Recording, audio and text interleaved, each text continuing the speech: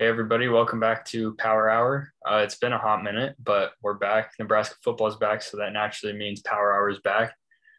So I'm your host, Andrew Eihausen from the Controller Cast. Once again, I am joined by Mr. Jacob Jensen. Jake, what's up? Hello, it's great to be back on here. I know it's been a while. I know, yeah, it's been a while. It's been since April, so um, like as tradition follows on Power Hour, we'll keep this under an hour. So we'll just jump right into it. So last we met was back in April. We were looking at baseball. They were in first place in the Big Ten. They ended up winning the Big Ten, making it to the tournament, and eventually falling to Arkansas in the Fayetteville Regional in Game 7 of that. Just on just a really poorly thrown ball and a ball that left the yard, unfortunately. So, well, how do you feel about baseball season? Because I'm cautiously optimistic for the future of baseball at Nebraska just after this year. I mean, I feel like you just have to keep building on momentum like this. Oh yeah, no doubt. I mean, considering we're one of the first men's programs, the volleyball obviously is another level, but as far as men's major program sports like football, basketball, baseball, ever since 2017, I think they're the first of those three to win a conference title. And this offseason, I know they hired I believe, a player analyst Mm-hmm. development coach, that Rob Childress used to be at Nebraska. Very good coach. They snagged him from Texas A&M. So I would agree with you. I would be absolutely I'm pretty optimistic about this upcoming season. So Yeah, I know. I mean, and they got a lot of good people picked in pretty high rounds in the MLB draft. You got Schwellenbach, you got Cade Povich, you got all those guys going, which will kind of hurt because Schwellenbach was like the two-way player, like an insanely good two-way player. I mean, he pitched in that elimination game in Fayetteville before the winner take all game on that Monday. But man, he pitched lights out that night, and I think especially them playing the number one team in the entire tournament. I mean, I think it definitely showed people how good our players are and showed people that Nebraska baseball is looking like they're here to stay. Hopefully they're a perennial tournament team, um, or at least more often than in the past, at least. Because man, it was rough to watch them for a while. I mean, they made it back in 2017. When they got runner up at the Big Ten tournament, but they just feel like they just have had horrible luck in the regionals. Unfortunately, I don't even think they made a super regional since '05. right. And I think if I remember right, granted with the Arkansas regional, you're going head to toe with arguably one of the best teams in baseball. But Mm-hmm. I think the last regional they were in, they played and they made it to one of the final, if not the second to last final game against Oklahoma State.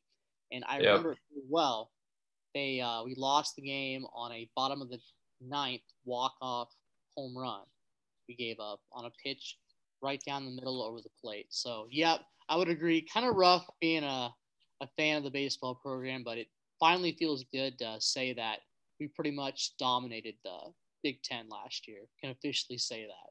Yeah, and I mean, they got a good amount of people coming back. It's gonna hurt losing those seniors, but I mean, I feel like maybe they'll take a step back this next year, but hopefully not. I hope they just keep building. But I feel like a step back is because I mean, if you don't win the conference, obviously it's a step back once you win it once. So we'll see.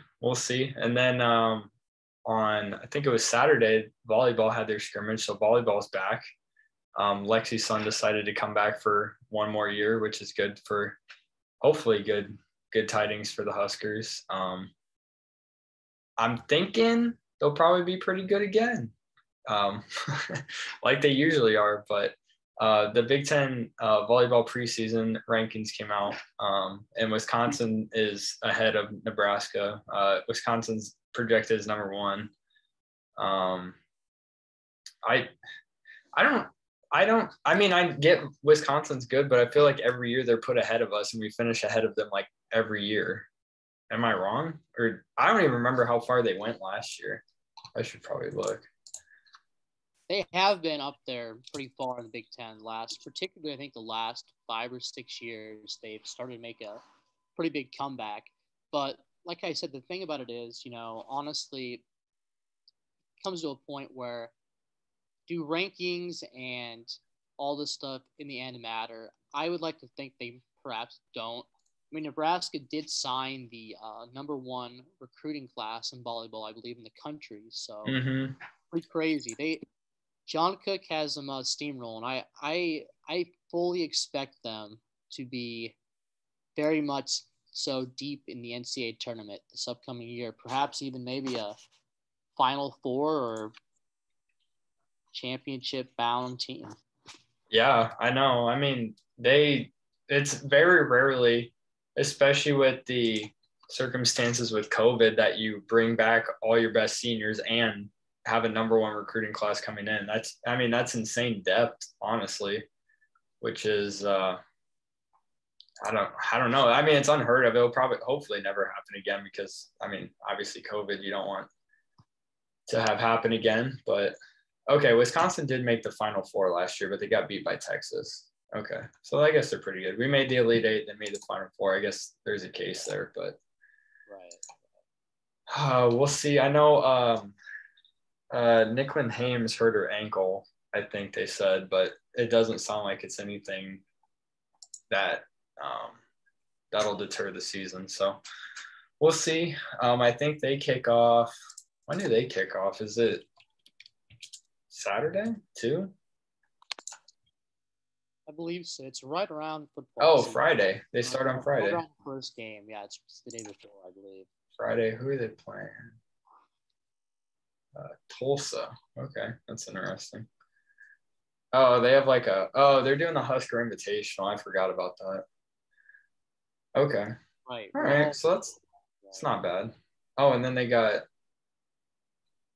Okay, so volleyball starts at the Husker Invitational. They got K-State, Colgate, and Tulsa. And then they're doing the Meritas Players Challenge where they're playing Arizona State, Georgia, and UNO. So that'll be interesting. UNO will probably get wiped, but no offense to the Mavs. Well, I saw Nebraska volleyball play Omaha last time when Omaha hosted the Invitational, and that, I mean, obviously they got wolves, but they put up a pretty good fight. It was pretty good for a while. So hopefully full season this year. Hopefully there's no cancellations. I know last year, I mean, shoot, Wisconsin made it to the Final Four. They played 14 total games. Like, like that's insane that they had so many games canceled last year. All right. Well, so volleyball starts Friday, football starts Saturday. Got the two, I mean, for lack of a better term, flagship sports both starting this weekend, which is good. Been a little boring on the off season, obviously. I'm sure nothing's happened this off season for football. Oh no, nothing there. Yeah. So speaking of the off season so we'll just get right into football because this is gonna take up most of the time here, obviously. Yeah. So last year, not exactly great. I mean, there was a shot to be 500 last year. Kind of got whittled away by COVID and other cancellations, unfortunately. I know we did not play Wisconsin. I think Wisconsin the only one that got canceled? Yeah, Wisconsin. Okay. Okay, so Wisconsin got canceled. That was our only cancellation, but I mean, they got blown up by Ohio State first game, which was kind of competitive in the first half, if I remember correctly. It really was. And then Wisconsin obviously got canceled. Northwestern lose by a score. We beat, big old 0-6 Penn State. That's sweet. It got blown out by Illinois, lost to Iowa by one score, beat Purdue finally. Got beat by a score by Minnesota, and then they ended the year with a win last year, which is something that we haven't been able to say in and that 7 years maybe. Yeah, right, exactly. It's been like 7 years since we've gone on a win, and I will say the first half of that Rutgers game, it was fairly rough, but I do have to say there was a lot of leadership on that team, and they came together and they battled through that game. And I don't know if people ever remember what happened, but pretty much when Nebraska got the ball in that game, the second half, they were scoring every time they touched the ball, and they weren't just getting a couple yards of play. They were getting 7, 8, 9, 10 yards of carry at the end of that game. So it was a very high note to end on. Yeah. I mean, it's good. I guess the last time I would guess it would be 6 years because Mike Riley's first year they won a bowl game, even though they went 5-7. So I guess it's been a while. It's always I feel like when you end the year on a win, I feel like it drives a lot of momentum for the next year. So I'm hoping that they come out strong this year, just because they finally were able to put something together, kind of. I mean, granted, they were playing Rutgers, but I mean, Rutgers isn't awful anymore. I mean, I feel like last year Rutgers was still obviously bottom of the Big Ten, but I mean, they weren't too horrible. They only lost one. They won as many games as we did. I mean, they didn't have any cancellations, but they won as many as we did.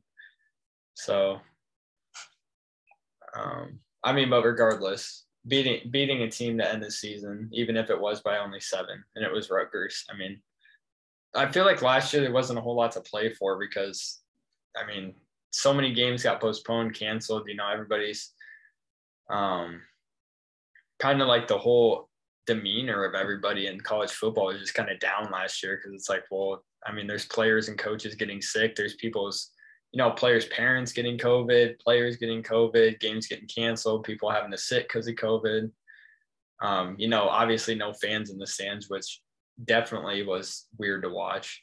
And I'm glad they're back this year, regardless of the way that they are coming back. But I mean, so last year got a little momentum coming in. This offseason, picked up a few transfers to fill up that running back core, which is good. They definitely need that after Maurice Washington got dismissed last season, or before last season actually, which is very unfortunate. Because he was a good player, but I mean, man, you got that shit hanging over your head. You got to go, unfortunately. No matter how good of a football player you are. And then over the off season, obviously you lose Wandale why can I not think of his name? Wandale Robinson. So you lose him. He transferred back to Kentucky, where he's originally from, so he could play in front of his family and mom and stuff. Which, I mean, I don't blame him, honestly. Honestly, when you go back to your family like that, I don't know if you can really blame him that. Yeah, I mean, it stinks, and I mean, we lost a lot of offense in the NFL draft, like Matt Farniok, Brendan James, Dedrick Mills, Jack Stoll, big guys that were big pieces of the team. They were off in the NFL. And then, I mean, there were a lot of transfers, a lot of people that, hadn't really seen the field very much, honestly. Obviously, the biggest one you lose, Wandale Robinson. And then Cade Warner transferred out. Luke McCaffrey, obviously, his whole saga going to Louisville and then staying there for like a week and then going to Rice, whatever that whole thing was. Will Farniok, Matt Farniok's brother, left. I'm trying to see if there are any other notable names. Ronald Tompkins retired. I forgot about that. He stepped away from the sport entirely. Right, he had a lot. I think he had a lot of injuries to deal with. Yeah, which is another thing where it's like, you don't blame him. But coming in, you got Samori Toure from Montana. I remember I saw him at the spring game. He was tearing it up out there. So I'm excited for him. Marquise Stepp from USC. That should be a good addition to the offense. They need a experienced running back core, honestly. And then let's see, preseason award lists. We got Adrian Martinez on the Johnny Unitas award watch list, Connor Culp on the Gores award list, which actually could be good for him because he was lights out last year, the LSU transfer. So he came back for another year. And then Cam Jurgens is on the watch list for the Remington Trophy. He's the center. I'm just going to go through all the preseason stuff that went through quick, and then we can talk about a couple of the players. So Nebraska is projected to finish 5th in the West. Not exactly great, but I mean, better than second to last like last year, I guess. Let's see. Cam Taylor-Britt was on the preseason Defensive Player of the Year list, which is good. So is JoJo Doman. And then let's see. Okay. Well, I guess one of the big things that happened over the summer was Thomas Fidoni got hurt. Sounds like he'll be out for at least a couple of games at the start of the year, which sucks. But, what are you going to do? It's just the way it goes sometimes. I think when he comes back, I think he'll be really good. And I don't think he'll miss a step. It just sucks that he has to sit out for a while. But how do you feel about him? I mean, I don't see any reason he wouldn't be back at full strength by mid-season, maybe, because I think it happened in – when did it happen? I think it was like in spring practice. I think it was like April or something, like right before the spring game, I remember. It was really early kind of early in the spring. Yeah. Towards the end of spring practice, but April. But yeah, I think, he's probably one of the best tight ends Nebraska's ever had recruited in their program's history. I think that says a lot considering all the players that have gone through there. So absolutely, as soon as he starts taking snaps, maybe even this season, late in the year, like you said, he could really make an impact out there, and he could be a truly threat in this conference, I think. Yeah, and I don't know how long it takes to because they never really said what it was. They just said it was like a knee injury, which you can kind of assume what it was if he had to get surgery. I mean, they might not even play him this year, honestly. I wouldn't even blame them. If he just sat out and redshirted this entire year from injury. I mean, obviously I'd like him to be there because I think if he was on the offense, it would be a lot better. But gotta just play with the hand you're dealt, I guess. And, injuries are part of the game. And unfortunately, it hurts, especially when you're a program like Nebraska who really needs a bunch of wins to get up to get back on the map kind of. And you got 5-star recruits just dropping with a knee injury, which isn't good. But I mean, they still got Austin Allen coming back, which is good. He was a big producer last year. I personally think, looking at the offense, I mean, I don't see any reason that Adrian Martinez would regress, but I also don't see any way he would improve enough to not be like a meme on the internet in the college football community, unfortunately. I think he just needs to definitely play better with his head. And whatever offense we had in 2018, I don't know where that offense went, but we need that offense back because, I mean, that was a pretty high productivity offense that they had back in Frost's first year. The defense just couldn't get it done, and now we got the defense up to par, and now we don't know if the offense can get it done because whatever their play style they're doing now just didn't cook last year. And I mean, obviously, like we talked about earlier, there's a myriad of reasons that it didn't, but I mean, I don't see any reason the offense would regress, but I also don't see how it would move forward. Yeah, I mean, remember 2018, they started off really high. I think one of the first games they played against Colorado, they did lose, granted.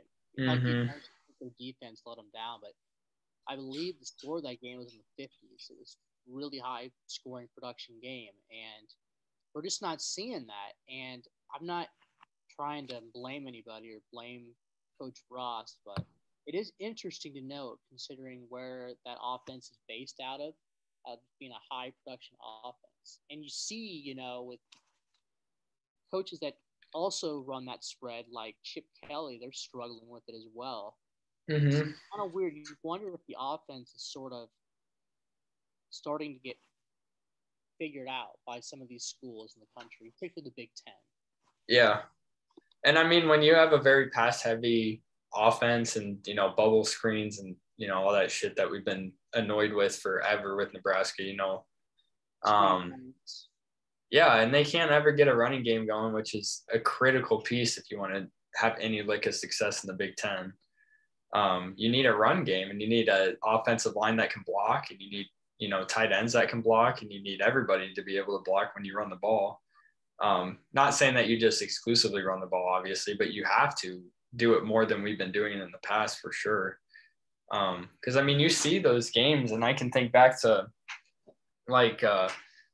some of the bowl games that that one bowl game we had under Mike Riley. I just remember they just, handed it off to Ozigbo every play. And he just tanked his way to the end zone every play, and they ended up winning by 2 scores.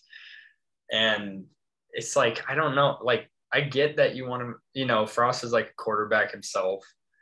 So he wants to obviously make Martinez excel, but I feel like they ask too much from him. They just ask him to pass in really bad situations.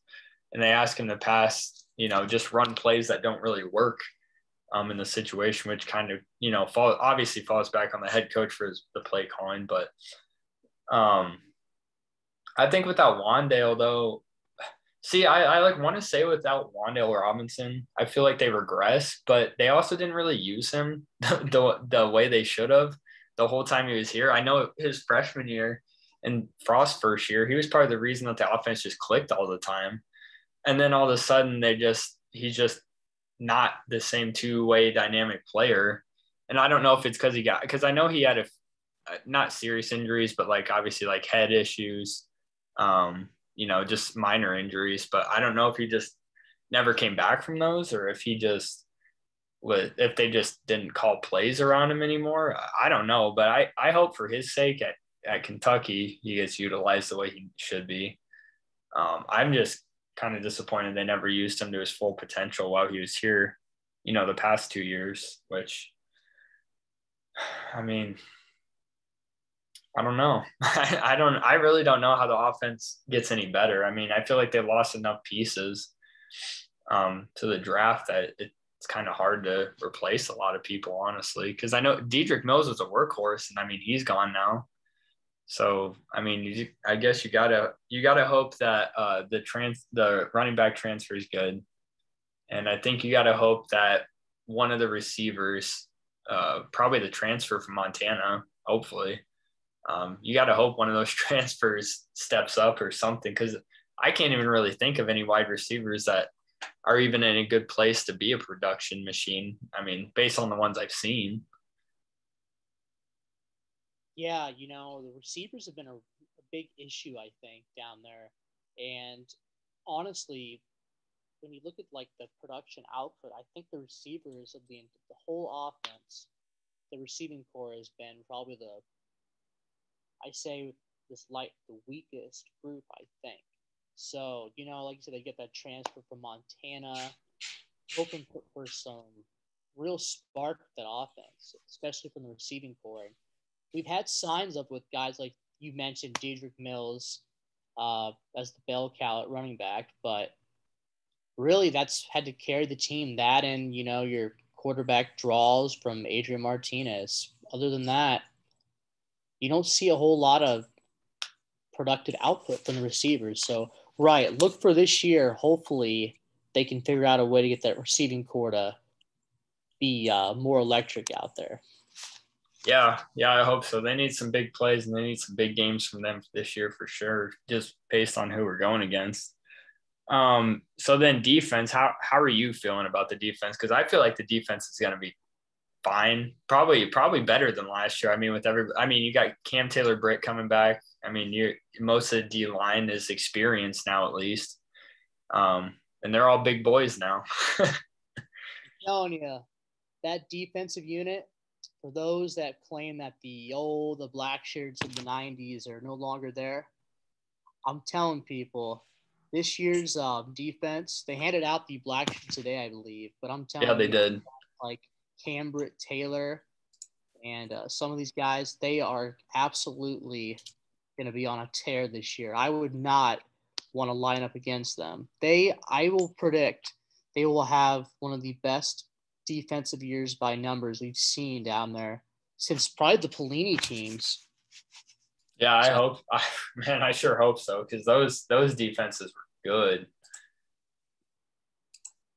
And other stuff. I mean, there was other offseason things. Obviously, last week they had the whole issue with some analyst stuff, extra practices, pretty minor stuff. I don't think it'll turn into anything besides an offseason distraction,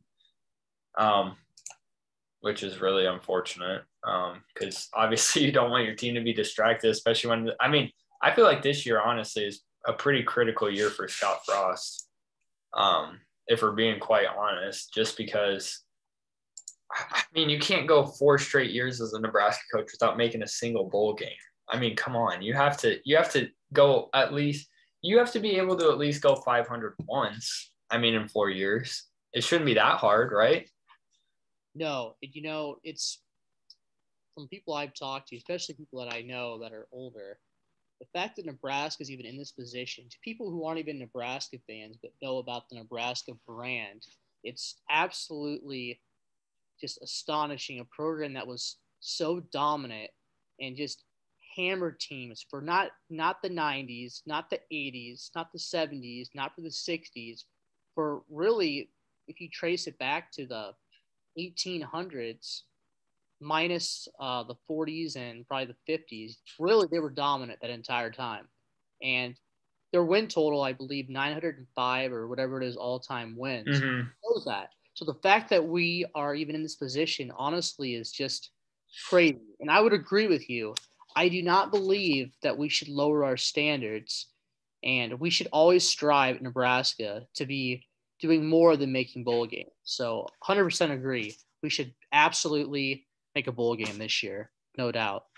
Yeah, and I think the other thing that just makes it really tricky is I mean, our schedule never is very favorable to us. I mean, it might look favorable, but I mean, we play Ohio State damn near every year now. It's like they're in our division almost. And then, I mean, your non-conference games, the first 2 years we should have beat Colorado both years, honestly. But I mean, now you got number 2 Oklahoma. We got to go down there and play them this year with Spencer Rattler. 50th anniversary of the game of the century. Yeah, makes me extremely nervous. But we'll go over each game when we look at this record. So, as it is, we are recording. So we're recording this on August 23rd, which is Monday. So the game is on Saturday. So just a little outlook. Illinois. This game was supposed to be played in Ireland, I believe, and right. It got moved to Champaign just because of COVID, unfortunately. I don't know about Illinois because I feel like a touchdown is not okay. So the betting lines came out and Nebraska's favored by a touchdown, which isn't great when you're playing Illinois, but you also have to remember that Nebraska is also not very great right now either, unfortunately. So I mean, looking at them, I mean, everybody's looking man, I think, all these sports websites are saying, Illinois looking like they have a good shot at beating Nebraska. I have a hard time I don't have a hard time believing them beating us because, I mean, obviously last year they kicked the crap out of us, but them bringing in a brand new coach and Brett Bielema this year, I have a lot of doubts that they could not have any major hiccups in this game, especially in his first game as coach. Right. Yeah. You mentioned that Brett Bielema is coming back. The thing is, with Illinois, though, the only thing about it that I will say is that Illinois does have I think they have quite a few players returning, including their quarterback, that Peters.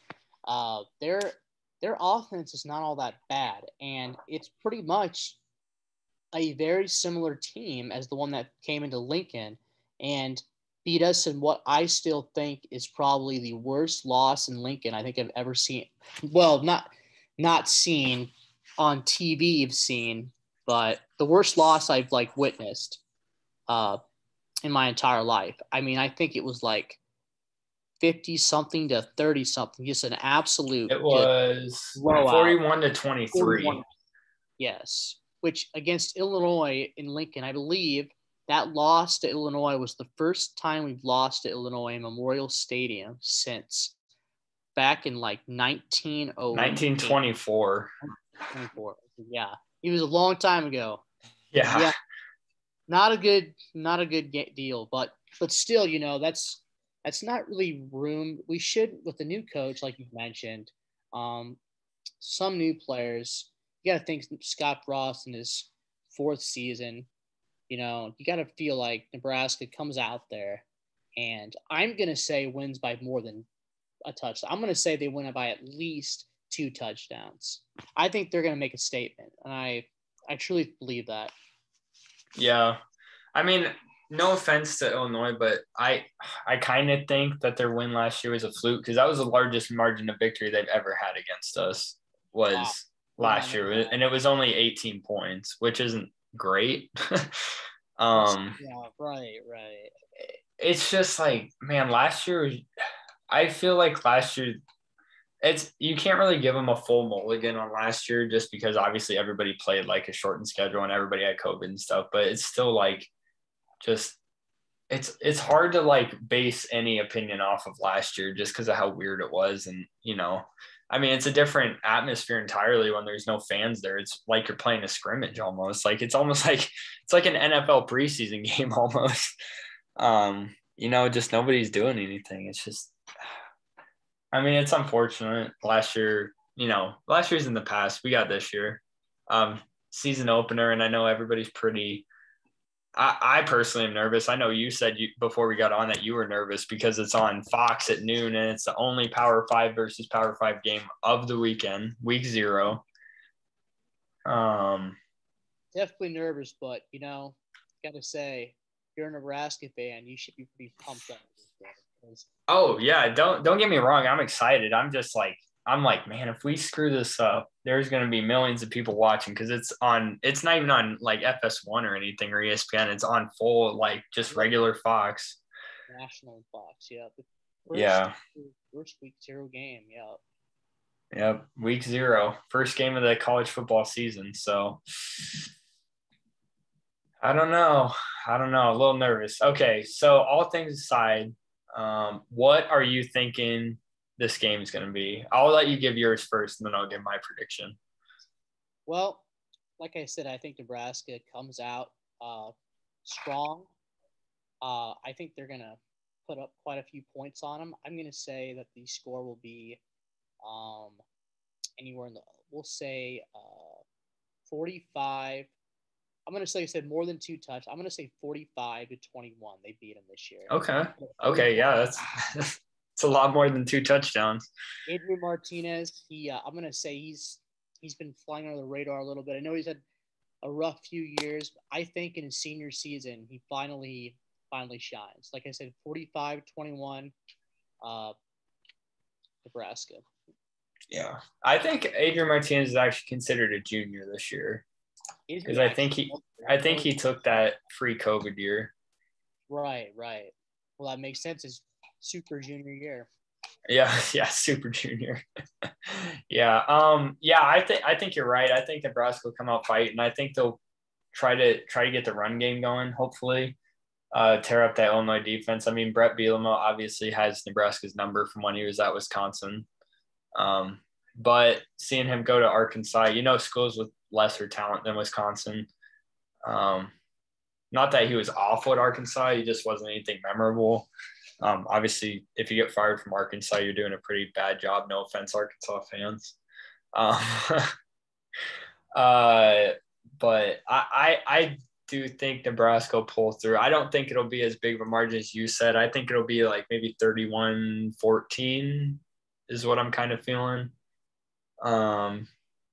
So I guess we'll see. We'll see. I'm very interested. I don't know what to expect. I mean, the that Montana transfer looked good in the spring game. If I'm thinking of the right person, he was playing pretty good. He was able to make some moves and get open pretty easily. So with that, okay, so what was your score? You said 45-21? 45-21. Yup. All right, 45-21, 31-17. We'll see who's closer. Okay, so the rest of the season. We'll go game by game, just do a little preview for the season. I don't know how many of these episodes I'll do throughout the year. Some might have Jensen on here, some might just be me, some might have other people. I haven't really decided yet. Obviously, because we haven't had football since we started this podcast. So I'll just go through game by game. So we said Illinois is a win.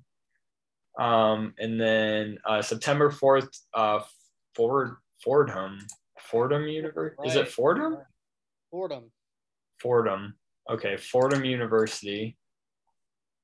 They are in the Patriot League or the Patriot League, right? They are. Okay, yeah, Patriot League. I do not know where. Do you know where Fordham University is? I'll take your best guess. It's up in New York, I believe. It is in somewhere around the New York area. I know that. It is in New York City. Well, that's it. Yeah, New York City. It's in the Bronx. Interesting. Okay. Well, now I know where they are. Their average annual cost before student aid is $80,000 a year. Nice. That's all right. Fordham University, private Jesuit university coming to Lincoln.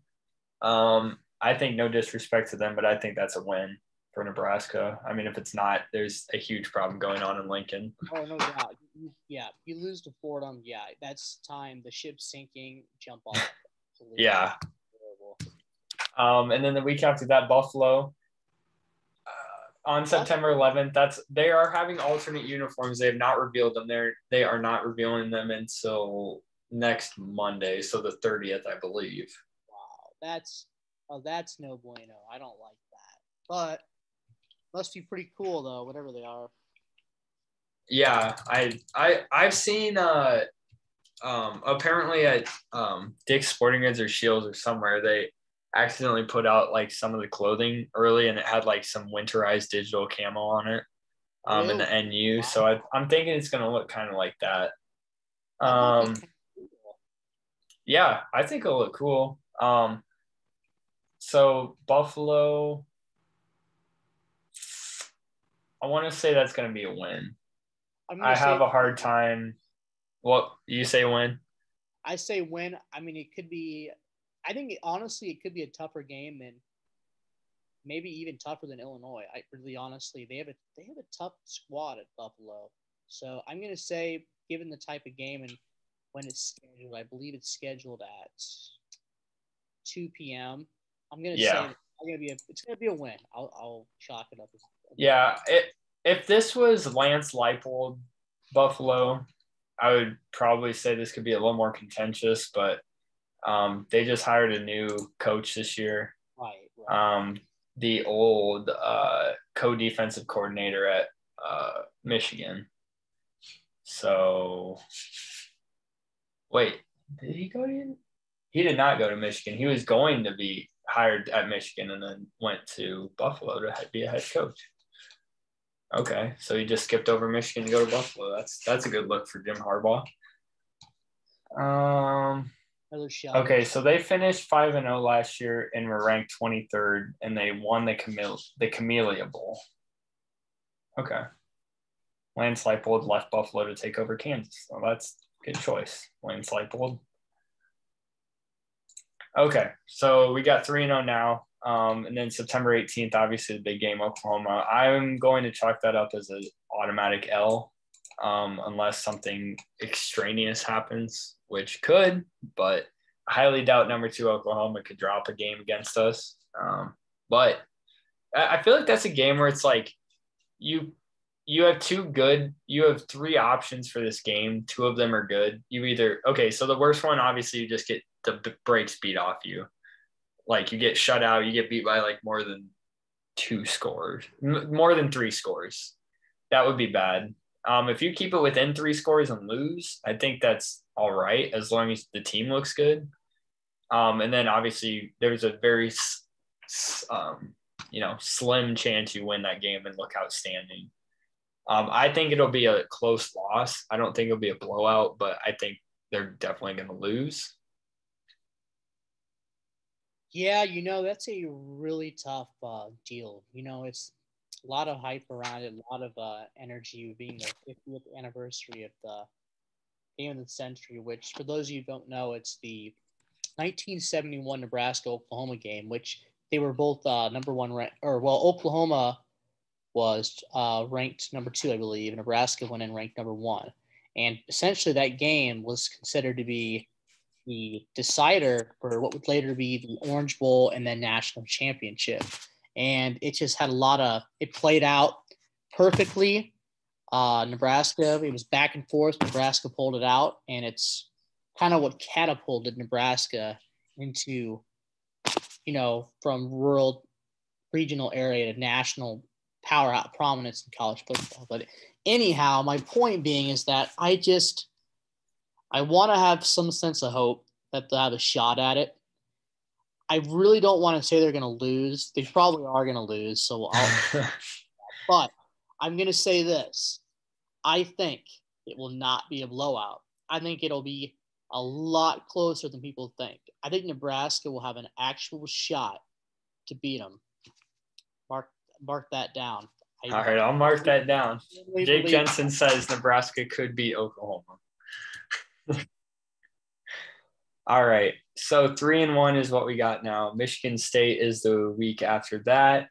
I don't really know much about Michigan State, except that they were decent last year, so they're not awful. They're okay. I believe they're picked to finish last in the East. So I got to think Nebraska, if they show up, they have a decent shot to at least play with them and probably beat them.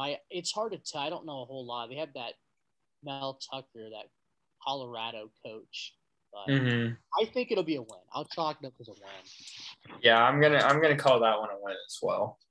I think Michigan State has their own bevy of problems that they need to work through. Obviously Mel Tucker beat Nebraska the one year that he was at Colorado, but I have a hard time. Okay, yes, they are picked to finish dead last in the East, so that's not great for them.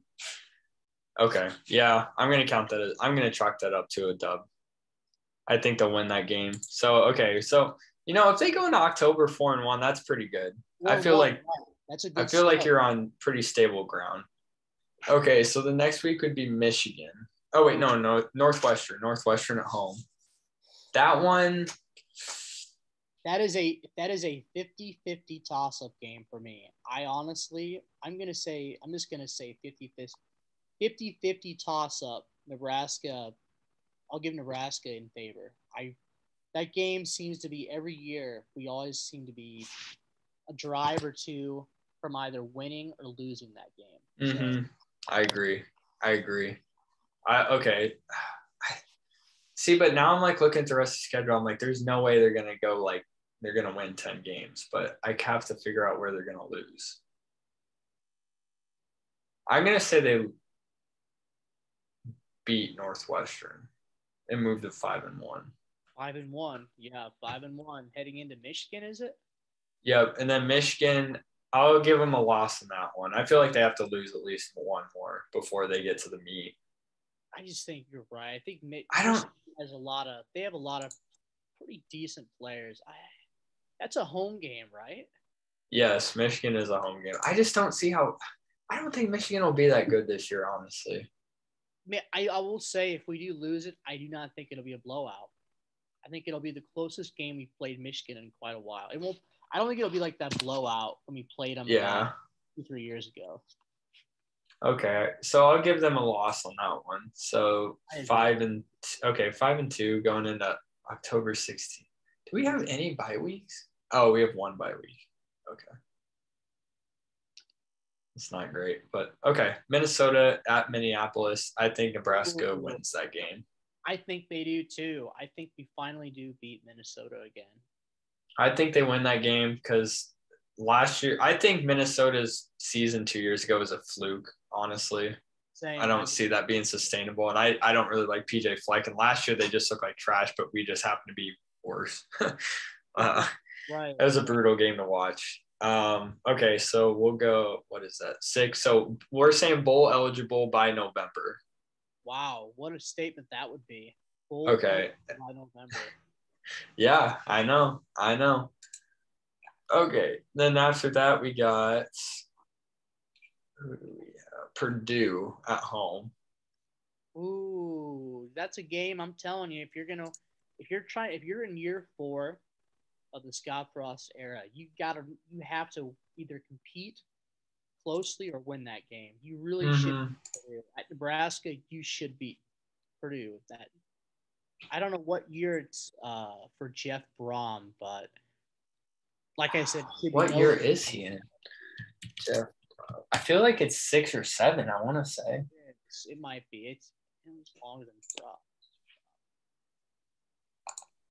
I mean, they're not bad. It's just hard to believe that they're going to be good.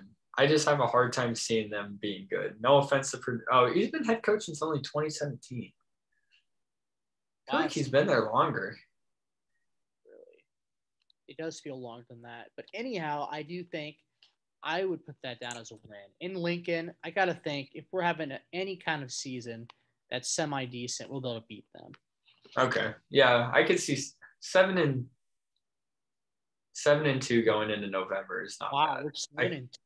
Dang. I could see that. I mean, this could all change once we watch them play Illinois on Saturday. Right, so who knows? Okay, and then after Purdue, you go to you stay at home playing Ohio State. Good thing is for those that do not like playing Ohio State, in the rotation where we play Eastern or the East teams in the Big Ten, this is our last year on our contract to play Ohio State for a while. Thank goodness. Like Iowa and Wisconsin are going to get to play them more, and we're going to get a little bit of relief. So yes, thank goodness. Let's see who is our new rotational. Oh, okay. We replaced Ohio State with Rutgers now in the rotation. Okay, I can deal with that next year. Okay. Definitely deal with that. Okay, so Ohio State, I'm gonna chalk that up as a loss. I think even with a new quarterback, I don't see any way that they drop. It's the same thing as Oklahoma. You have 3 outcomes. You lose by a lot and get embarrassed. You lose close or you win. Yeah, Ohio State. I feel more confident against Oklahoma than I do Ohio State, solely because Ohio State we can get to their level, we can build up to it. We can lay the foundation to get to that point someday. But right now, I just don't know. And again, it's still season hasn't even started. But right now, as far as I see, I think Ohio State is still the standard in the conference, and we're not there yet. Yeah, I agree 100%. Okay, so we got 7-3 at Wisconsin. I want to say they break the streak, but I'm leaning towards they can't win 9 games this year. So I don't know. That game. Wisconsin was not very good last year. I think oh man. Okay, this is getting tough because now I don't want to say Nebraska can go 9-3. I think that's too bullish. Yeah, I definitely don't want to get too cocky as a Nebraska fan. I would say at Wisconsin, granted that is really late in the year. November 20th. You have to think about kind of factors, and Wisconsin's offense is designed to be able to play in very cold and snow environments. And I don't know if Nebraska, with our offense right now, I got to think Wisconsin will have the upper hand given the environment in Madison, Wisconsin at that time. I agree. I hate to say that, but I just think the weather plays a bigger factor than most people realize. So, yeah, I agree. So 7-4. But it may be a closer game than you think. What? It may be a closer game than you think, though. Given Yeah. Okay. Yeah, I see them probably losing that game, but okay. Obviously, November 26th, Black Friday. That's an automatic dub right there. automatic win. Yeah, we will absolutely beat Iowa, break the streak. Frost is going to be praised, and we are going to be back on track, no doubt. If I had to put any money down on a football game this year, it'd probably be that one. I would too. Iowa is definitely going to win. We're going to put a gigantic L in the University of Iowa column. No and I don't think there's any slight to Iowa. First of all, this streak, it has to break sometime. Yeah, so why not this year? And second of all, Iowa has never been able to beat us handily in any of the years that we've been down. Any of the 6 years they've won, I think they've won by more than one score like twice. Yeah, it's been very close last, I think, 3. I mean, 2 years in a row. The first 2 years of Scott Frost's tenure, it came down to a field goal. Yeah, sadly, yeah. I've never been there for that. Not the most fun deal, but, like I said, you can build off of that. You're developing the rivalry, and, when they finally beat them, it's going to finally, get rid of a rain cloud over them down there. Yeah. Yeah. Okay. So, 8-4 is what we got. Hey, I'll tell you, 8-4, I would 100% be satisfied with. Yeah, 8-4 with a bowl game, possibly be 9-4. I would be very satisfied. Good bowl game. We are very optimistic here on the pod, so we shall see at the end of the season. But Nebraska, Illinois, August 28th, noon Central. The kickoff for the season, so I guess we'll just have to see where it goes. Right. All right. Well, I think that's all we got today. Like I said earlier in the pod, I'm not really sure what the structure is going to be this season. I'm going to try to figure out. I would like to do a weekly recap. I don't know if that'll happen. Jensen might be here for a few more. I might get some Jensen and some more people on. Might if Jensen's not able to, might get some other people on. We'll see. We'll play it by ear. Ooh, that would be very. I guarantee you that would be worth the tune in, because while right now we're pretty calm, we could be pretty fired up. Oh, for sure. Oh boy, we'd have stuff to talk about for days. Yeah, I'm thinking if we do recaps during the season, I think the episodes will probably be like smaller, probably like half an hour-ish. I don't think we'll see. Anyways, Jensen, thank you for joining once again. It's always a pleasure. Yeah, of course, man. Glad to have you on. And everybody listening, go rate, subscribe. This will be on YouTube and Spotify and Apple Podcasts. So, yep, that's Nebraska Talk. We'll see how the season starts out this Saturday at noon. So everybody, thanks for listening. Jake, thanks for joining, and we will see you next time.